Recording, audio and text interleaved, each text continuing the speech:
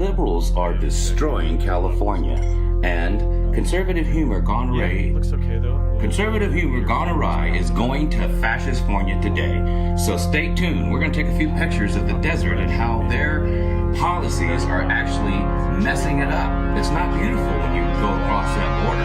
But stay tuned, guys. We'll show you exactly what. I'll show you exactly what it looks like when split deserts. All their environmental stuff.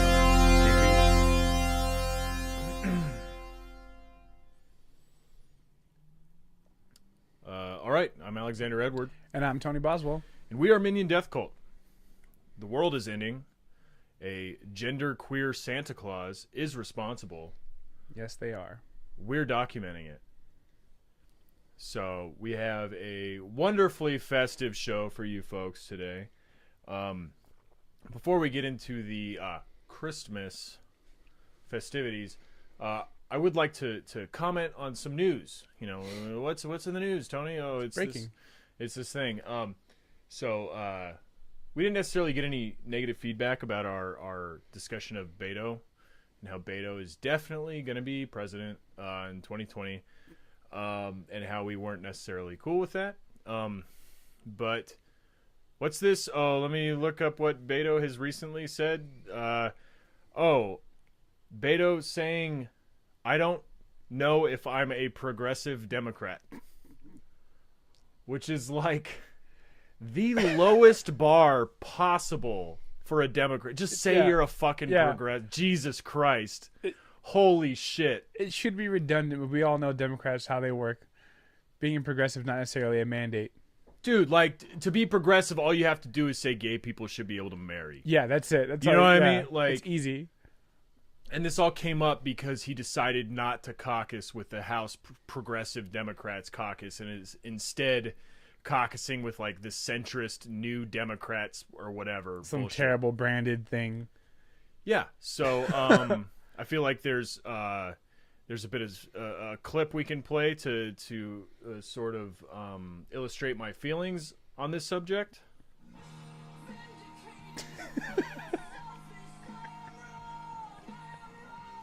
I swear I'm right. I swear I knew it all along. All along.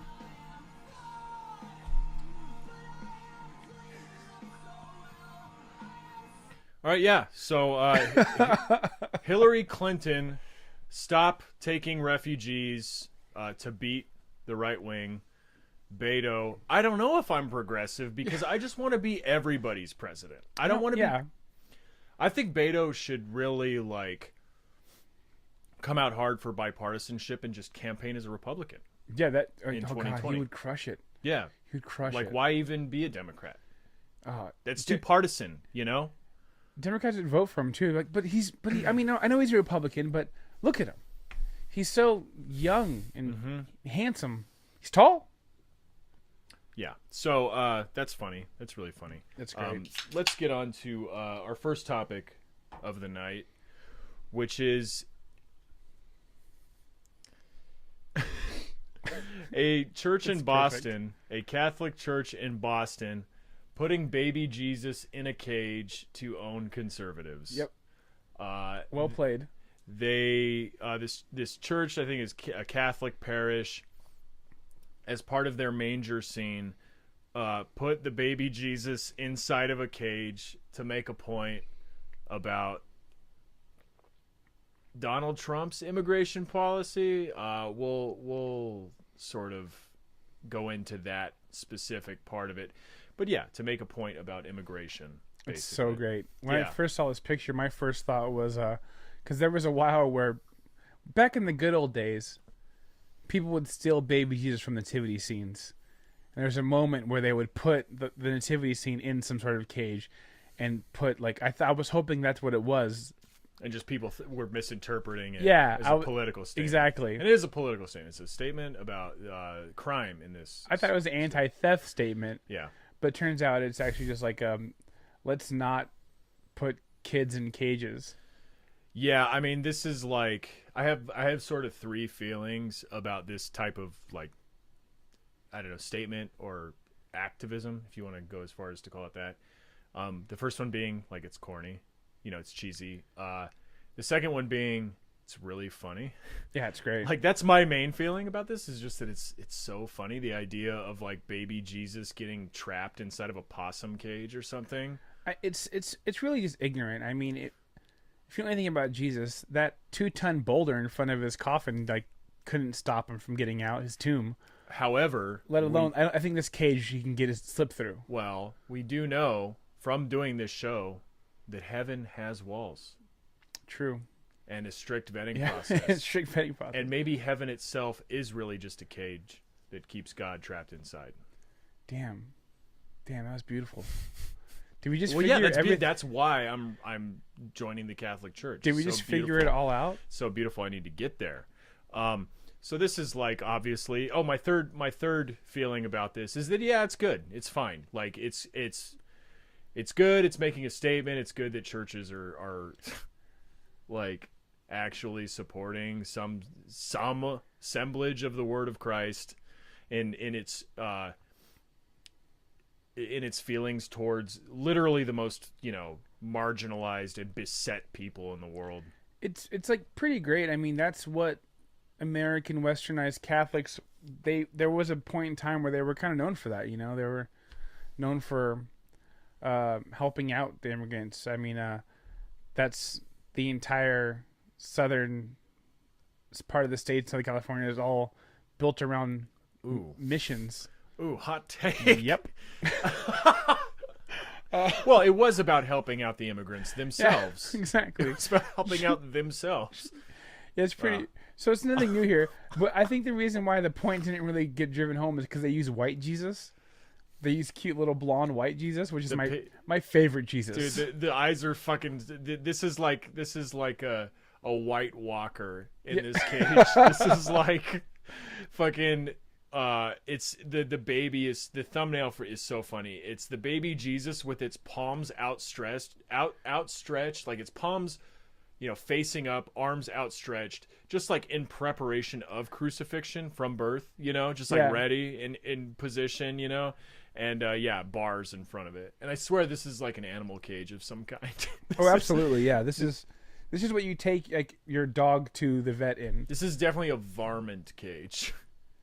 And so Judy Elena Morgan Wicker posts this article to the group. We are sick of Facebook censoring conservatives and then it's cut off there because they're being censored by Facebook. And it's just really funny. So this is a piece from CBS in Boston. But mixing politics with religion isn't sitting well with some who believe the nativity scene has crossed a line. And boy, these people hate it when you cross arbitrary lines, such as the southern border of the United States. Quote, "This is where you come to pray, not to be preached at what you should think about politics. I don't go to church to be preached at." Which is so funny. This is like a fucking townsperson from Parks and Recreations. I can tell you that 98% of people leaving a Catholic Mass will tell you that they vote according to their beliefs, to their religious beliefs. Yeah, that's how they vote. That's where pro-life comes in. That's the whole nine. Like all their politics are based on their beliefs. Yeah, and those beliefs are like, live and let live. Yep. I get to do what I want and still feel good about myself. Yeah. That's my religion. This is where you come to pray, not to be preached at what you should think about politics, said Helen Watson, who drove to church to see the display. I don't know. I don't believe this because Helen Watson, that name is almost too white to be believable. I just like that she drove to church to see the display. She didn't see this display while attending church. No. She just drove specifically to be mad at this display. Yep. She was like, how dare they preach to me after this 15-minute drive to them? It's kind of funny. She went to go yell at Jesus. Yeah. Father, I don't know how to say this, Josoma insists the scene is not a dig at Trump administration policies. Instead of political activism, he calls it gospel activism. I love it. This is like the thin ice, the the what do you call it? Just the tiptoeing you have to do around these conservative snowflakes to not offend their actual god, Donald Trump. I know it looks like it. Oh, we're not saying a word against the Trump administration. We're just saying, hey, maybe we should like help really poor kids. Yeah, they're like, no, this isn't about like the Trump administration. It's that no one should put kids in cages. Yeah. Listen, if Hillary Clinton herself were to put a kid in a cage, we would be mad at her too. They weren't so mad about Obama putting kids in cages, which he loved to do when he was in office. It's kind of a joke, kind of not a joke. Kind of not a joke. Real shit. This is another original post on the same article being shared into Diamond and Silk fan page, and I like bright shining blue eyes, piercing blue eyes on this baby Jesus, beautiful Aryan Jesus, my favorite Jesus. Go to the YouTube to see this beautiful blonde haired blue eyed master race Jesus. youtube.com/Minion Death Cult. Janet May Fountain Kennedy. Have you ever heard a more racist name than that? Yeah. It's like, this is why she's so upset, is because this is a Catholic church and not a Protestant church. Well, no, the Kennedys were Catholics. Okay, but this is like a waspy sounding name to me, other than the Kennedy thing, I guess. That's probably the biggest name in the gathering besides Fountain.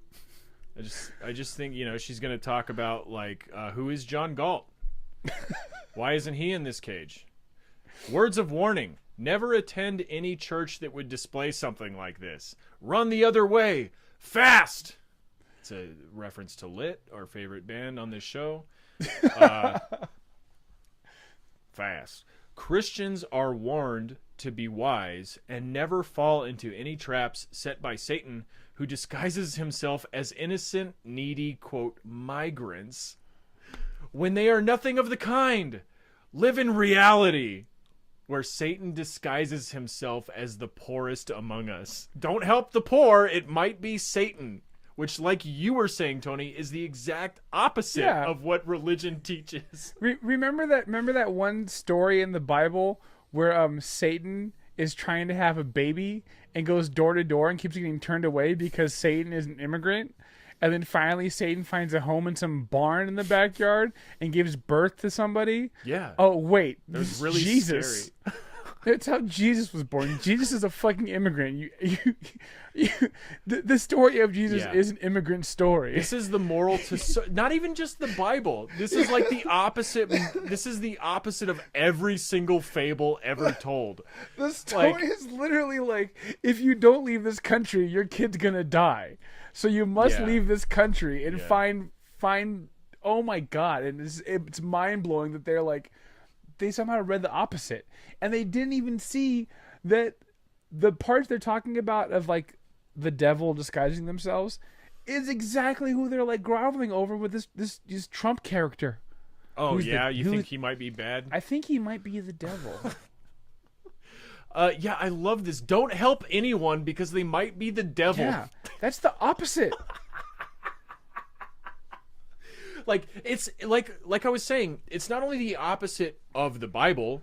Do unto the lowest of you what you would do to me, whatever that Bible phrase is. But it's also the moral of like every single pagan fairy tale where like you turned away the old woman who happened to be a witch and cursed your family. Yep, exactly. because you wouldn't give her like a loaf of bread. Who would have given you riches if you would just let her in? Yeah. I love it so much. Satan has many disguises, and he loves to use them all. He's a thief, a robber, and a murderer of nations. And an omnipotent baby. Yeah. God, he's a thief, a robber, and like a starving refugee. I also love the murderer of nations. Like, there's a small handful of murderers of nations, and a few of them are presidents. I also love the idea that like Satan's playing the long con, where he's posing as a like 8-year-old refugee who's gonna come into the country, get amnesty, like work their way towards an Ivy League education and eventually reach some sort of semblance of power where they could actually affect the country.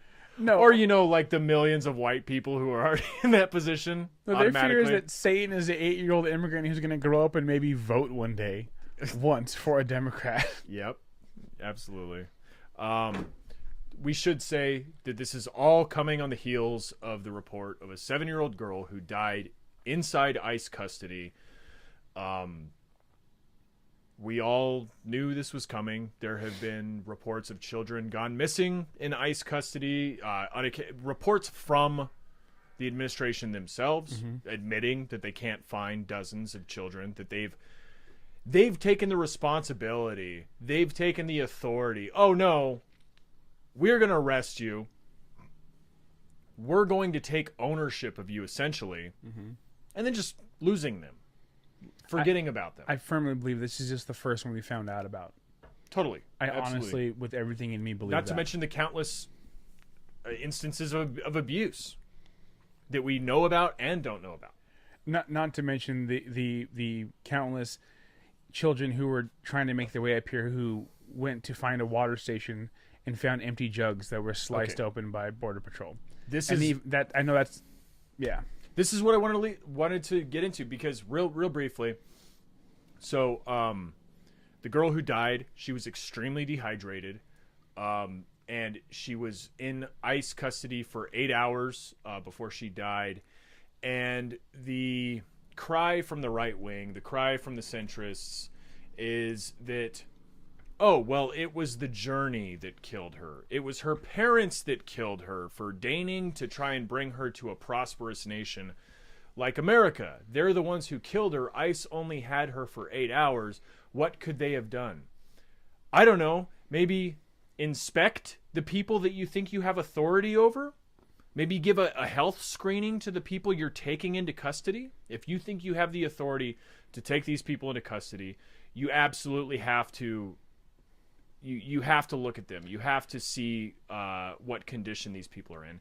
Secondarily, to your point, Tony, maybe the reason she was so dehydrated is because literally Border Patrol is kicking over or destroying jugs of water left by activists along these immigration routes. That's literally something they're doing. Counting on. They're counting on that. Like that's part of the program. Yeah, so just all around fuck this. All around fuck anybody who says it's not Border Patrol's fault. It's not ICE's fault. It absolutely is their fault. This is what they want. They would rather immigrants die than live in this country. Yeah. Okay, back to baby Jesus in a cage, which is very funny and lighthearted. Comment. Judy R. Johnson says about this church displaying baby Jesus in a cage. It's probably one of those fake Christian churches who have a heathen woman pastor and who also support the wholesale murdering of unborn babies. I'm really against murdering unborn babies, but I'm totally for imprisoning born babies. Yeah, as long as they're born, they're human, they can be imprisoned. Absolutely. But they got one part right. The wise men were not allowed at the scene. So this is a reference to the wise men who were like behind a wall in the display as well. The wise men were like sequestered off behind a wall. You can see the tips of their hats. But they got one part right. The wise men were not allowed at the scene, or were not at the scene. They saw the star and followed it. Must have taken them quite a while. That's why King's Day, or the Epiphany, or Twelfth Night, call it what you want. I don't want to call it any of those things. I don't care what you're saying at all, Judy. Is celebrated 12 days later in January. In many Christian cultures, that's when gifts are exchanged. I like that better. I love how it just dribbles off to this, like... Yeah. The end is so, like, semantics and kind of, like, lighthearted and kind of whatever. And the beginning's so heavy. But it's also, these people don't read anything. If the first thing you read is that it's a parish, it's a father, that's a male priest in a Catholic church. Well, I male mean, priest it's in Catholic. It's Gisoma. Who knows what gender that person is? You know, it's a foreign name. I don't need to learn what gender that person is. But it's father. Fathers are always going to be because it's still a Catholic church. It's a parish, it's a Catholic church. It's a father, and I don't think there's many people that are more pro-life than the Catholic Church. I don't think many other organizations in America have given more money towards pro-life causes than the Catholic Church. Right. And not to be that guy, not to be that OG Catholic, but Catholicism was actually the first Christianity. So suck it, the rest of y'all. It's still a cult. Big facts, yeah. But it was the cult started by Jesus.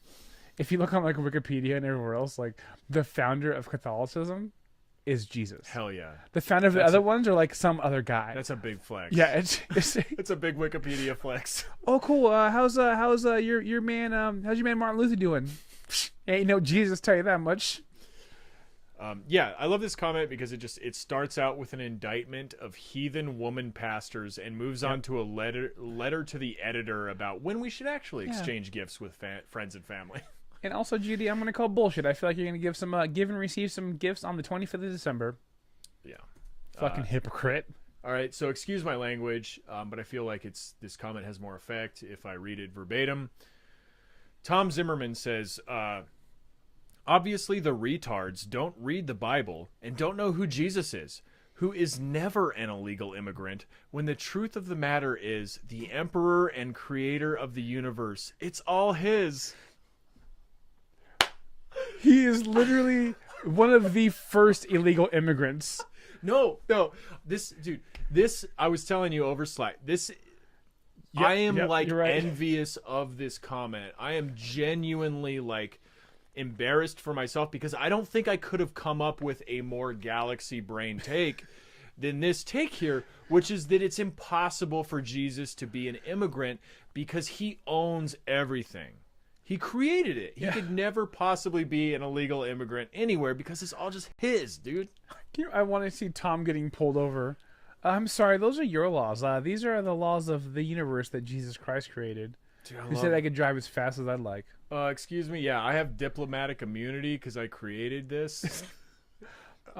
I mean, I want to hear the take where they talk about how Jesus might not be an illegal immigrant, but his mom is a filthy immigrant.